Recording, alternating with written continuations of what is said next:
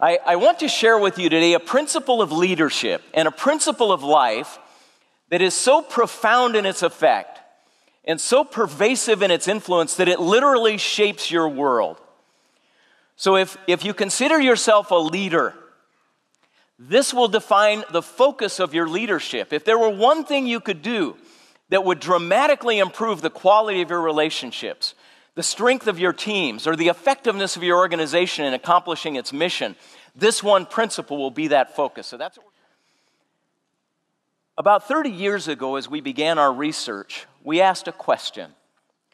The question that's driven our focus, that's driven our attention, is, are there a few moments of what we call disproportionate influence? Are there some moments in your life, in your leadership, and in your organization that matter more than any others? And if so, what are those moments? Are there just a few which, if you behave, if you show up in a certain way, there's a dramatically different outcome in the quality of your relationships, in the performance of a team, and even in the performance of an entire organization? What we know from our research is this.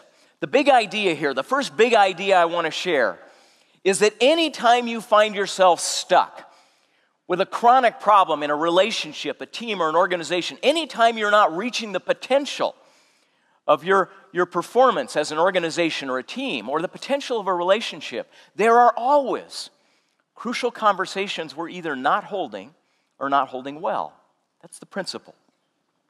The diagnostic principle for us as leaders is when we find we're not achieving our potential to step back and ask, what's the crucial conversation we're either not holding or not holding well?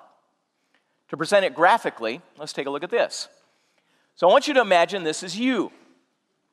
Now, the way life works is that as you're walking along and moving towards some super awesome goal, something you'd like to achieve, that's when problems begin. Many of us wish that we could create a life where we had fewer crucial conversations. How many of us would like that? Would you like to have fewer? The best way to do that is to have a meaningless life. If it's not possible to have fewer crucial conversations without just having a meaningful life, then the point here is we're going to confront them. Along our journey to some super awesome goal, they will always occur, and there's nothing wrong with that. Life is working fine. In fact, I believe there's a God-ordained purpose to crucial conversations. We'll talk about that in just a moment. But once you come to them, you have only two options. You can talk it out. That's an option. You can talk it out. You can find a way to absolutely honestly and absolutely respectfully share your concerns. You can try to find that way. But for the most part, we don't talk it out. If you don't talk it out, you don't get to vote on whether you do the second thing. You will do it.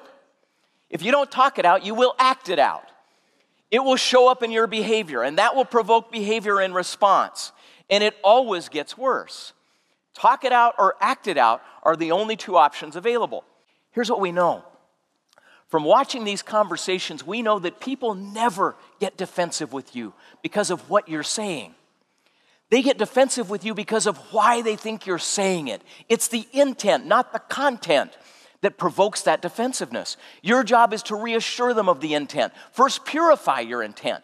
But secondly, reassure it, create mutual purpose and mutual respect. And then they relax, and then they can listen. If you can create safety, it's possible to talk with almost anyone about almost anything. Ladies and gentlemen, the myth that we can't both tell the truth and keep a friend is at the heart of most of the dysfunction, most of what keeps us from achieving our potential. I hope our conversation today contributes to your capacity to do that it blesses your life as it has mine. Thank you very much.